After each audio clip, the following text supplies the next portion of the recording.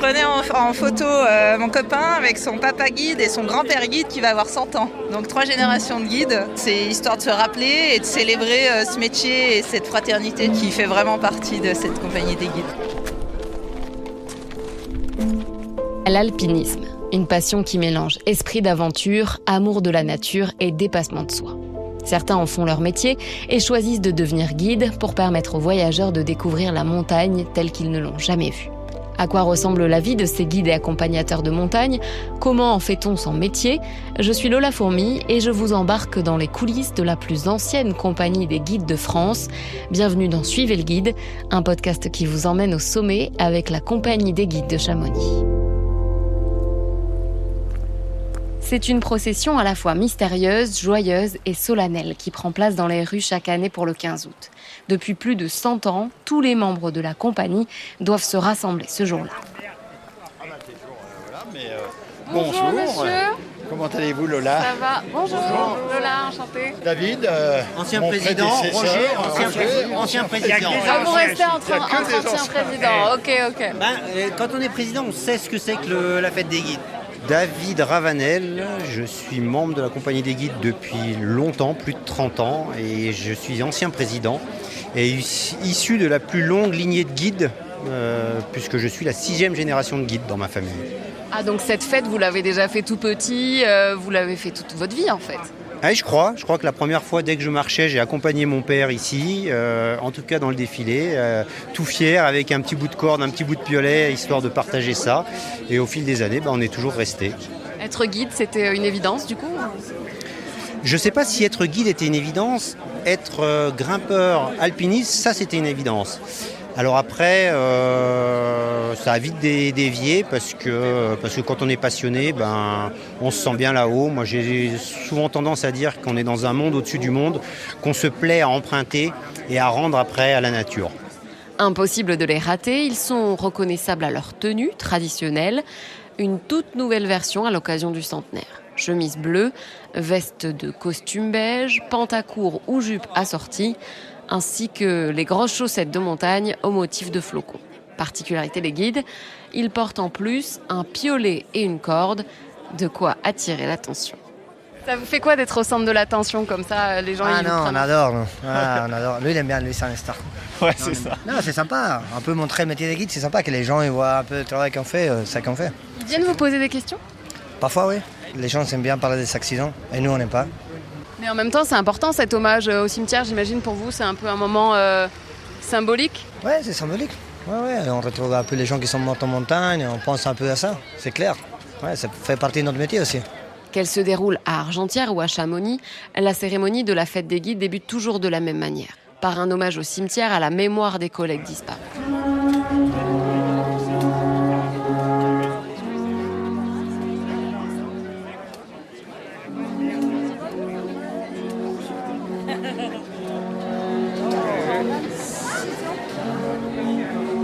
Bonjour Sylviane. Bonjour, ça va ? Vous allez ? Bien. Bonjour. Lola, enchantée. Là, on va au cimetière pour faire un hommage à nos guides morts qui sont là au cimetière d'Argentières. Et demain, ça sera à Chamonix. C'est un rituel très important pour nous. On va voir nos anciens qui sont décédés avant de nous appeler sur le parvis de l'église. Nous qui sommes vivants. Est-ce que je peux vous demander ce que ça représente, cette fête des guides pour vous ? C'est quand on a été titulaire qu'on nous a remis la médaille à ce jour du 15 août, cette fête des guides. C'est un rituel. Après, on a envie toujours de participer, bien sûr. Et puis, on se retrouve tous. Regardez, on est tous en même costume. En tout cas, on la loupe pour rien au monde. Voilà, c'est une des dernières choses qui nous reste quand on a pris notre retraite. Et on est tous contents de se retrouver et de refaire un peu nos traditions, quoi. C'est vraiment un grand plaisir. Bon, bonne marche alors. Merci beaucoup. Super les montagnes, Grabowski et Valiro, tra las peruquiqueña, un cántico d'amor.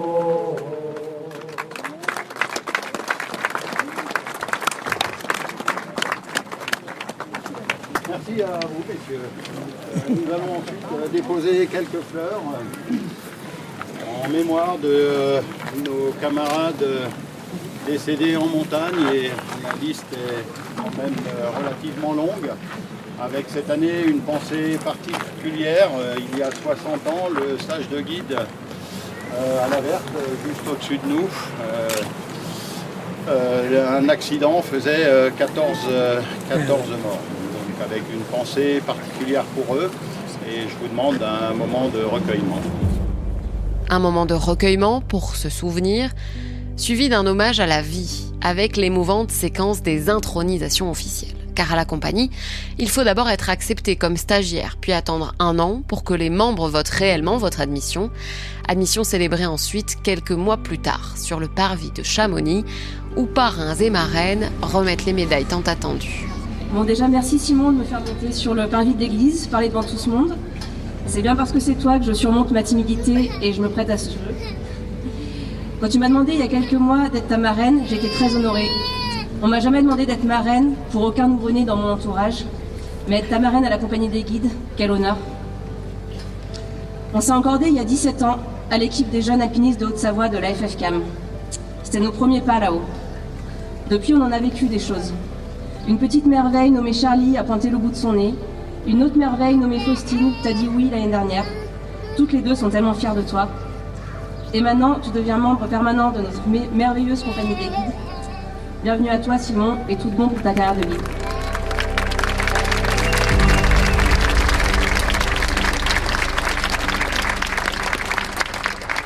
Et j'appelle cette année...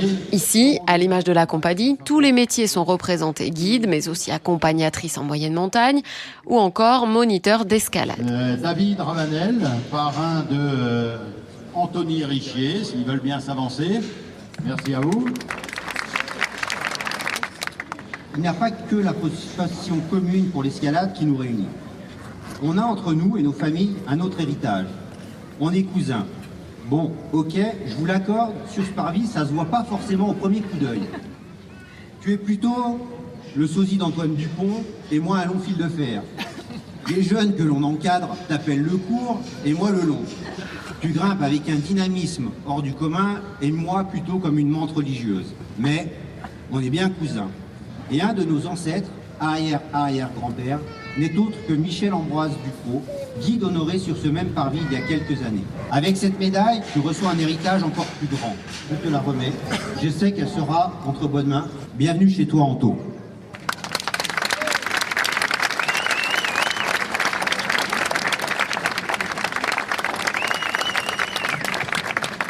Moi, je suis Anthony Richier et du coup, nouveau membre titulaire de la compagnie des guides de Chamonix. Vous venez de recevoir une médaille là devant toute la compagnie, devant tous les badauds, ils sont nombreux. Qu'est-ce que ça fait ce matin ? Eh ben, en étant un enfant de la vallée, ça fait vraiment très chaud au cœur de voir autant de monde réuni pour cette belle structure qui nous a bercé pendant toute notre enfance. Et là, aujourd'hui, de faire vraiment partie de cette compagnie, c'est une très grande fierté. Et pourquoi guide finalement ? Pourquoi pas juste l'escalade ? Qu'est-ce que ça apporte en plus de devenir guide ? Eh ben, moi, j'ai commencé par l'escalade parce que je sortais des compétitions et que je suis entraîneur au club à Chamonix, donc c'était naturel de commencer par là. Et en étant un enfant de la vallée, en vivant dans toutes ces belles montagnes et dans cette belle vallée, c'est quelque chose de logique que d'aller plus haut que juste les falaises et d'aller au sommet de ces montagnes. Et en encadrant en escalade, du moins pour ma part, je me suis rendu compte d'une vraie passion pour pouvoir accompagner les gens et j'ai juste envie de les emmener plus haut, voir toute notre belle vallée. Et là, avoir une médaille pour le centenaire, est-ce que c'est une symbolique particulière ? Ouais, complètement. Surtout que, comme mon parrain l'a bien dit, on a une famille de guides et une famille donc, de cette vallée. Et c'est vrai que quand c'est des grandes cérémonies comme ça, et le centenaire de la fête des guides, c'est une vraie grande fierté en tout cas. Bonjour, je suis également très honorée de procéder à l'appel des guides. Avec par avance toutes mes excuses si je venais à écorcher un ou deux noms au passage. J'ai révisé, je me suis appliquée. Albinoni Jean-Pierre. Pour la clôture, c'est l'incontournable, l'appel de tous les membres de la compagnie sur le parvis. Un appel effectué par une personnalité choisie exprès chaque année. Ansay Patrick. Là, sous nos yeux et sous les nuées d'appareils photo, toutes et tous s'alignent par ordre alphabétique. Arletti Federico. What's your name? It's Chris. Yes. From Park City, Utah. Utah. Yes. United States. Yes. Are you here from the Guide Fest? Oui, j'ai des amis ici, Gilles et Edward. Ils sont des guides de chambre. Et je viens pour participer un peu. C'est classique, tradition. C'est merveilleux. Et je vous ai entendu dire, je me mets toujours à côté de mon parrain. Exactement, Roger Ravanel. Okay. Exactement. Et vous êtes Caroline Simon. Okay. Donc ça reste mon parrain de cœur. Voilà. Guide accompagnatrice en moyenne montagne et Roger c'est un guide de haute montagne. Et donc être à côté de lui sur la photo c'est chaque année, c'est mon rituel et à chaque fois, quand ils appellent Simon, je cherche où est Roger Ravanel, quoi. Et à chaque fois, je serai toujours avec lui et près de lui. Et quand j'étais petite, je faisais beaucoup de compétitions en ski de fond et lui, il était speaker.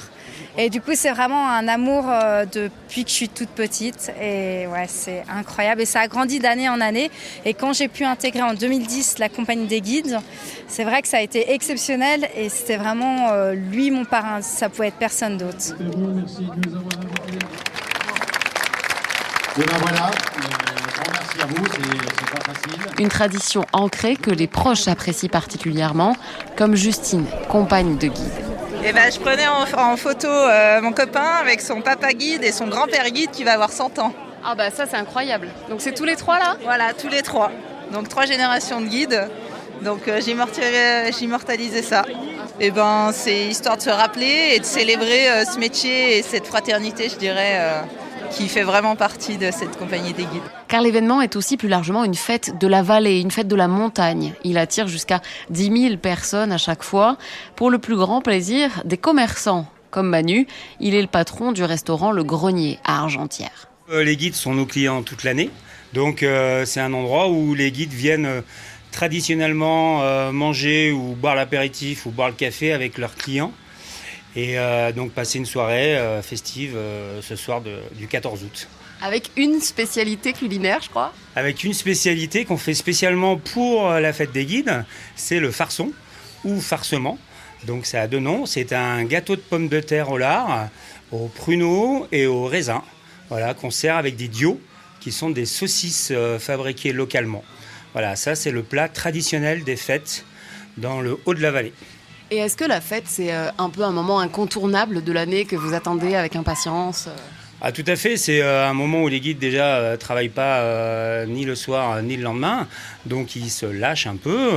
Donc ça nous permet de discuter un peu plus de ce qu'ils ont fait comme course tout au long de l'année, qu'eux puissent se rencontrer un peu plus que sur leur lieu de travail. Voilà, donc c'est une vraie fête partagée avec le public parce que les gens peuvent rencontrer des guides et leur parler de leur course justement. Et puis les guides peuvent se relâcher un peu aussi et faire un peu plus la fête avec la famille et les amis. Oui, c'est la fête, au-delà de la fête des guides, c'est la fête de la montagne, c'est la fête de la vallée. C'est la fête de la montagne, ouais, exactement, parce que ça vraiment ça draine un public très très large. Les gens viennent pour les cérémonies traditionnelles de la fête des guides et viennent faire la fête aussi avec les guides justement. Voilà, c'est ce qui est vraiment intéressant dans cette fête, c'est que c'est une fête qui est toute simple, mais qui est très traditionnelle et qui est très suivie par le public. Le métier de guide est résolument ancré dans la culture montagnarde. Une histoire en héritage, 100 éditions de fêtes, mais aussi des kilomètres de falaises et de randonnées à vallée. Alors pour l'édition 2024, la compagnie des guides a mis les petits plats dans les grands. Il y a un attachement particulier. Associée à l'École nationale de ski et d'alpinisme, l'ENSA, elle a dévoilé une fresque de 20 mètres de haut sur la face de l'unique école française à former les guides de haute montagne. Le tout dévalé par 2 formateurs, d'abord en ski, puis 2 autres formateurs en rappel. Les touristes et curieux découvrent ensuite émerveillés le spectacle Exit, où les acrobates du cirque In Extremis s'envolent accrochés à une montgolfière.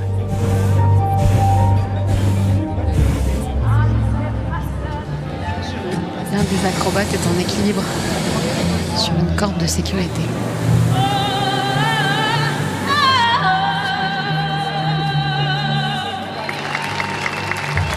Alors ce spectacle ?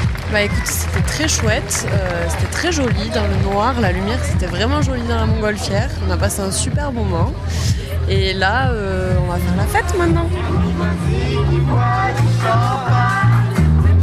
Et de la virtuosité à l'ivresse des sommets, il n'y a qu'un pas, une DJ enflamme ensuite le parvis du Mont Blanc. Alors, cette fête des guides, elle est comment? C'est mortel? C'est bien cette nouvelle version, un peu moderne et tout? Moi, c'est ma première version, donc j'adore. Et si toutes les activités sont gratuites, l'événement a bien pour mission de récolter des fonds via les boissons, les repas ou encore les objets dérivés.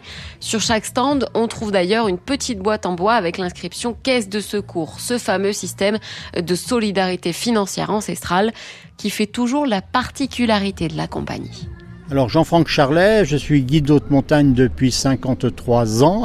Je suis originaire de Chamonix, je suis la 6e génération de guide de ma famille. Mon fils est la 7e génération. Et je suis président de la caisse de secours des guides de Chamonix là, depuis 3 ans. Elle a toujours existé. Depuis 1823, dans le premier règlement des guides, il était prévu qu'une partie de l'argent récolté par les courses de montagne, une redevance, une masse, serait versée à la caisse de secours pour créer un fonds de solidarité pour aider les guides blessés, même les guides retraités à l'époque, et surtout aider leurs familles en cas d'accident mortel du guide. Alors c'est extrêmement précieux que ça perdure, d'abord parce que historiquement c'était tout à fait novateur qu'une congrégation comme ça de gens crée un fonds ensemble pour s'entraider. Et puis en 1924, il a été décidé de créer cette fameuse fête des guides pour récolter, faire une animation ou encourager les gens ou gagner quelque argent avec des repas servis, avec des boissons, avec différentes choses à vendre aussi, pour alimenter cette caisse de secours. Et en même temps, bien sûr, la fête des guides, c'est un des grands vecteurs de communication de la compagnie des guides.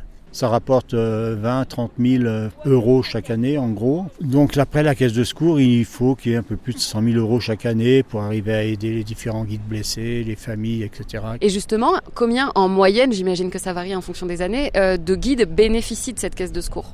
Alors en gros, on a toujours 5% de blessés, comme on est 200, une dizaine de guides blessés. Il y a longtemps qu'on n'a pas eu de décès de guides en montagne, on touche du bois. Il faut dire qu'on fait des métiers où le moindre bobo vous arrête. Vous écrasez un doigt, vous faites mal, vous ne pouvez plus grimper. Vous tordez une cheville, c'est qu'une entorse, mais vous ne pouvez plus marcher, vous n'allez plus en montagne. Donc c'est des métiers qui demandent toutes les compétences physiques. Donc très facilement, on est arrêté, quoi. Ce n'est pas forcément que des accidents graves et des maladies graves. On prend une assurance, par ailleurs, auprès d'un des grands assureurs, de façon à ce que si on avait vraiment des gros pépins un jour, les guides soient déjà de toute façon assurés.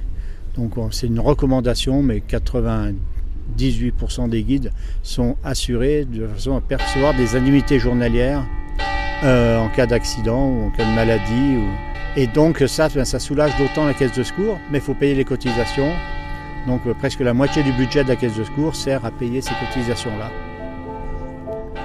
Mise en place dès la création de la compagnie, la caisse de secours sous sa forme moderne a donc dépassé désormais les 100 ans d'existence. Une sorte d'assurance, une forme de partage et de mise en commun qui compose toujours l'un des atouts principaux aux yeux de ceux qui veulent rejoindre la compagnie. Allez, cerveaux à fond!